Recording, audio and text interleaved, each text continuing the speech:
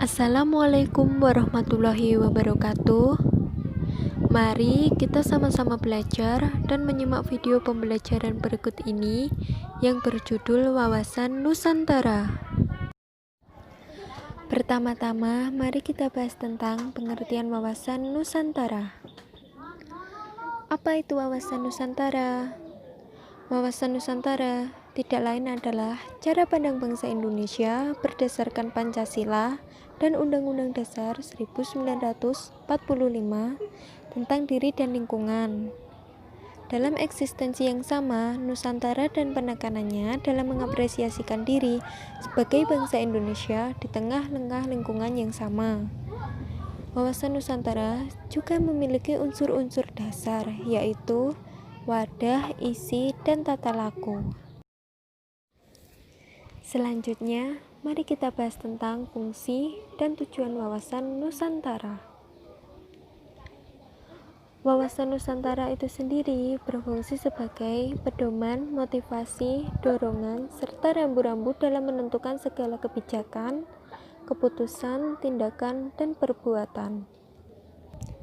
Lalu, tujuan dari wawasan Nusantara yaitu mewujudkan nasionalisme yang tinggi di segala aspek kehidupan rakyat Indonesia yang lebih mengutamakan kepentingan nasional daripada kepentingan individu maupun kepentingan golongan. Kedudukan wawasan Nusantara. Pertama, wawasan Nusantara sebagai wawasan nasional bangsa Indonesia merupakan ajaran yang diyakini kebenarannya oleh seluruh rakyat.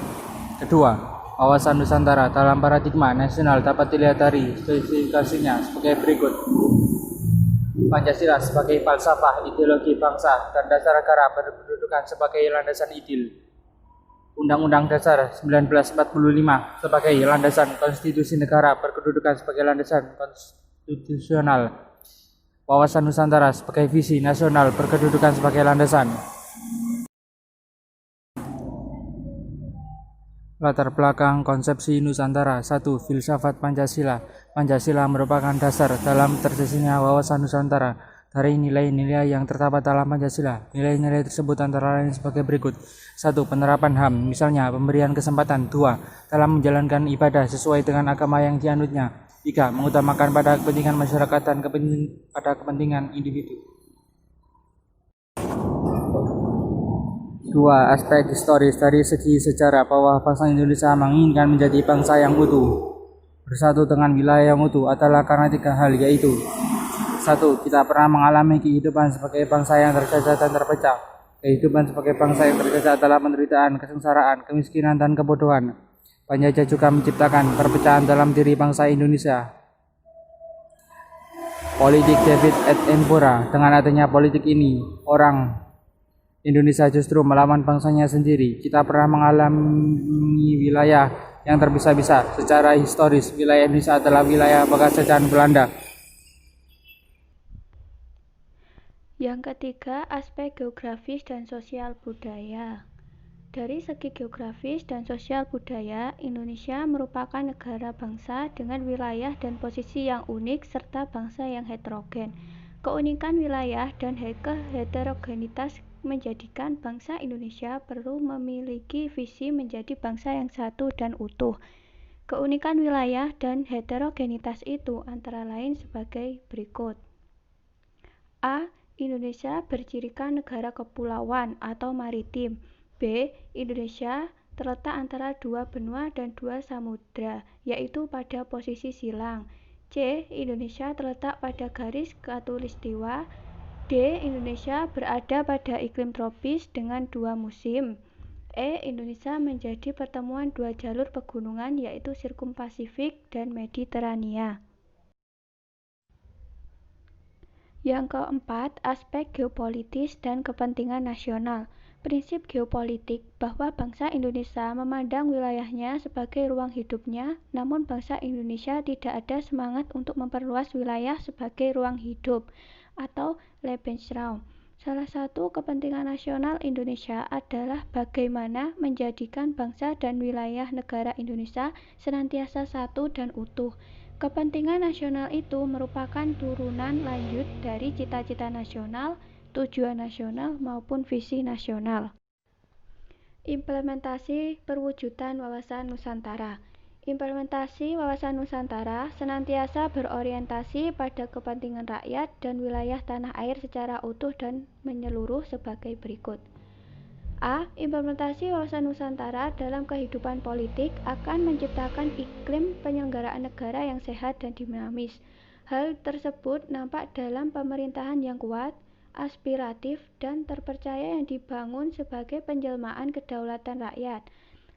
B. Implementasi wawasan Nusantara dalam kehidupan ekonomi akan menciptakan tatanan ekonomi yang benar-benar menjamin pemenuhan dan peningkatan kesejahteraan serta kemakmuran rakyat secara merata dan adil. C. Implementasi wawasan Nusantara dalam kehidupan sosial budaya akan menciptakan sikap batiniah dan lahiriah yang mengakui, menerima, dan menghormati segala bentuk perbedaan atau kebinekaan sebagai kenyataan hidup sekaligus karunia Sang Pencipta. Implementasi ini juga akan menciptakan kehidupan masyarakat dan bangsa yang rukun dan bersatu tanpa membeda-bedakan suku, asal-usul daerah, agama atau kepercayaan, serta golongan berdasarkan status sosialnya. D. Implementasi wawasan Nusantara dalam kehidupan pertahanan dan keamanan akan menumbuh kembangkan kesadaran cinta tanah air dan bangsa. Yang lebih lanjut akan membentuk sikap bela negara pada setiap warga negara Indonesia.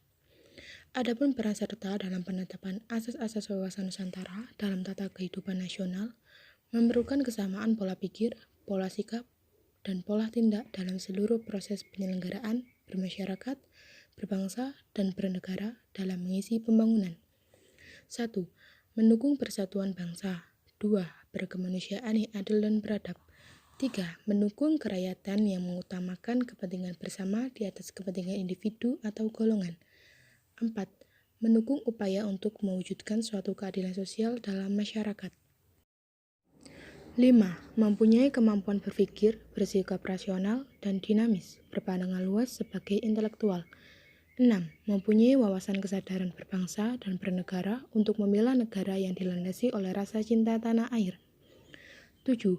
Berbudi pekerti luhur, berdisiplin dalam bermasyarakat, berbangsa, dan bernegara.